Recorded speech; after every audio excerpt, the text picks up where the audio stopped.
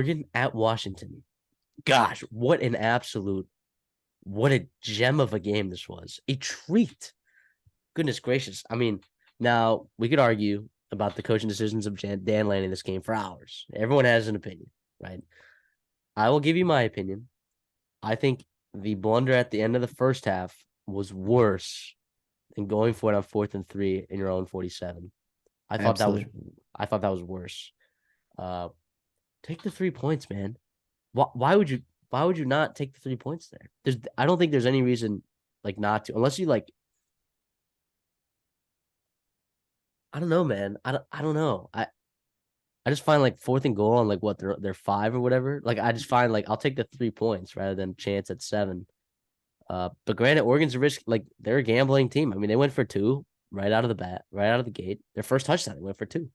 I think we knew from the start that was kind of going to be an indicator of the decisions that were going to be made coaching wise. But yeah, and that field goal ended up hurting them, not taking that in the first half. I thought that was more egregious than going for it on 4th and 3. Because I understand that it's you go for it on 4th and 3, right?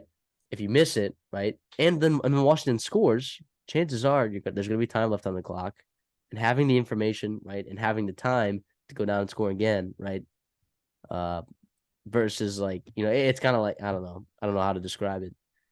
I guess if you were to look at it in basketball, I guess the shot clock and the game clock don't exactly line up, but you're trying to go get a quick bucket, so then you can have an opportunity to get the ball back with enough time, right? You leave enough time left on the game clock where the other team can't just run the clock out, It's a 2-for-1, yeah. Yeah, a 2-for-1. So that's kind of, I think, what he did there. So I don't mind that. 4th and 3 too. Either way, you're giving the ball back to Michael Penix, who is currently the front runner for the Heisman Trophy. Now, granted, he didn't have a very good second half, but goodness gracious. I'll say this too. I do think, to add to that point, first of all, I don't fault Dan Lanning. I don't think of him any differently than I did, 72 hours ago, right? He's obviously a very good coach. He stuck to what he believes, and I trust his judgment, right? He's a very good coach, right? I'll say that. But the middle 8, right? Coaches emphasize this all the time: win the middle 8, and they didn't do that, right? You had the interception, and you had a chance to do that. You had a chance to really take over the game, steal possession from Washington, who wanted to go down, right, and score at the end of the first half, and then you got the interception, and that was your chance to win that, and then get the ball out of second half. And you get 0 points out of both those drives, and then Washington gets the ball, scores a touchdown, goes up 11, and ends up being the difference in the ball game there. So yeah, that's my point there. But yeah, it was incredible game. Everyone's talking about rematch. Sure, I'd love to talk about that. But I'm just going to celebrate this win for what it was for Washington.